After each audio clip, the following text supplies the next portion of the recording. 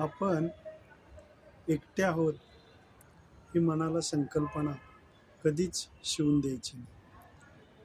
एकटे बसतो आणि एकटे असतो या दोन्हीमधला फरक वेगळा आहे. आता एकटं बसणं, तुम्ही कुठे बसता, काय बसता, त्याच्यावरती तुमची बरीचशी विचारसरणी अवलंबून असते. खरं तर ज्या ठिकाणी मी बसलेलो आहे हे ठिकाण आहे कर्मवीर भाऊराव पाटील समाधीचे. म्हणजे माझ्या पाठीमागे जी मूर्ती दिसते ती कर्मवीर भाऊराव पाटील आणि त्यांची पत्नी लक्ष्मीबाई भाऊराव पाटील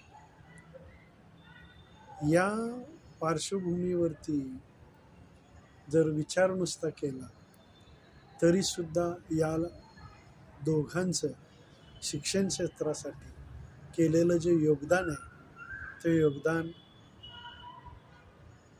जबरदस्त आहे की सामान्य आजच्या युगामध्ये पुन्हा ही मंडळी येतील, भेटतील आणि समाज घडवतील असं कितीही सुसंस्कृतपणानं आणि शिक्षणाच्या दृष्टीनं विचार केला की आम्ही पुढं शिक्षण क्षेत्रात काम करू, अशी परिस्थिती आता राहिलेली नाही.